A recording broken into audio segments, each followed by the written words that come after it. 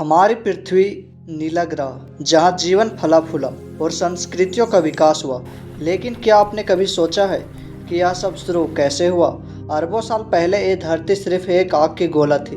तब से लेकर आज के हरे भरे जंगल और विशाल महासागरों तक हमारी पृथ्वी ने एक लंबा सफर तय किया। आइए चलें इस अद्भुत यात्रा पर और जानें कि कैसे इस ग्रह पर जीवन की पहली किरण चमकी और सब कुछ बदल गया।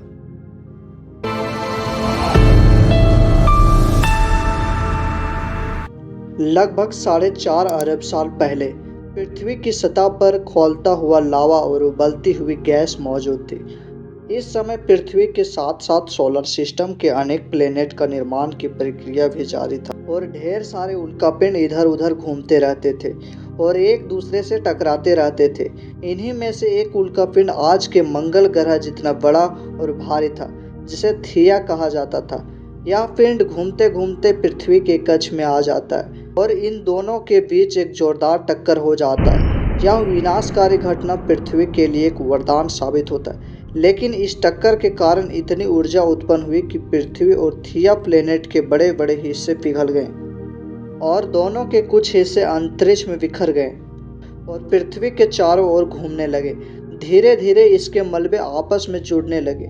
कुछ समय बाद यह मलबा मिलकर एक नया पिंड बना, जिसे हम आज चंद्रमा के नाम से जानते हैं। जैसे जैसे पृथ्वी पर उल्का पिंड की बमबारी कम होते गई, यह धीरे धीरे ठंडी होने लगी। पृथ्वी के बाहरी हिस्से का तापमान गिरने लगा और पिघली हुई चट्टानें ठोस होने लगी। इस प्रक्रिया से पृथ्वी की सतह पर क्रस्ट का निर्माण हुआ, लेकिन इसका आज भी अंदरूनी भाग गर्म है। पृथ्वी के शुरुआती वातावरण में बहुत सी गैस मौजूद थी, जिनमें जलवाष्प, कार्बन डाइऑक्साइड, मीथेन और नाइट्रोजन थी। ये गैस पृथ्वी की सतह पर ज्वालामुखी के फटने से उत्सर्जित हो रही थी। ज्वालामुखी विस्फोट के दौरान भारी मात्रा में जलवाष्प वातावरण में फैल गई। धीरे धीरे जलवाष्प ठंडी होकर संघनित होने लगी। इससे बादल बनने शुरू हो गए।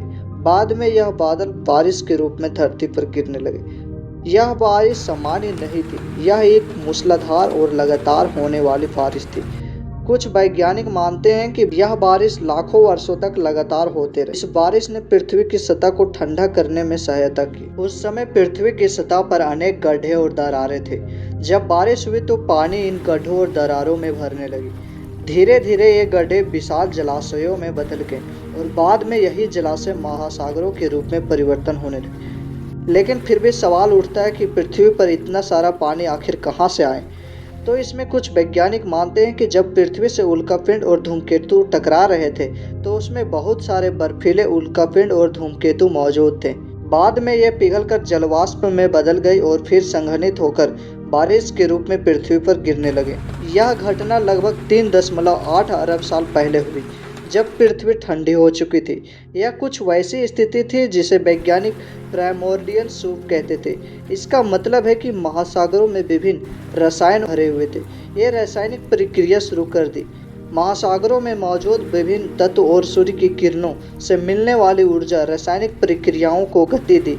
इस दौरान कई छोटे छोटे कार्बनिक अणु बनने लगे, जिनमें अमीनो एसिड प्रमुख थे। अमीनो एसिड जीवन की बुनियादी का ईंट माना जाता है, क्योंकि प्रोटीन के निर्माण में सहायक होते हैं। शुरुआती जीवन में सबसे महत्वपूर्ण अणु आरएनए था, जो जेनेटिक इंफॉर्मेशन को स्टोर करता है और रासायनिक प्रक्रियाओं को उत्प्रेरित करता है। इसका मतलब है कि आरएनए ने जीवन के पहले चरणों में दोहरी भूमिका निभाई। यह न केवल अपनी नकल कर सकता था, बल्कि अन्य रासायनिक प्रक्रियाओं को नियंत्रित कर सकता था। इस प्रक्रिया में सबसे सरल एककोशिकीय जीवों का निर्माण हुआ। इस समय जो सबसे पहले जीव बने उसे प्रोकैरियोट्स कहा जाता था। ये बहुत ही सरल और एक कोशिकीय जीव थे।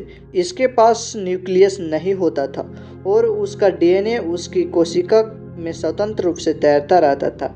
इन जीवों में कोशिका झिल्ली और कुछ आवश्यक अंग होते थे, जो उन्हें भोजन बनाने और अपनी संख्या बढ़ाने में सहायता करते थे।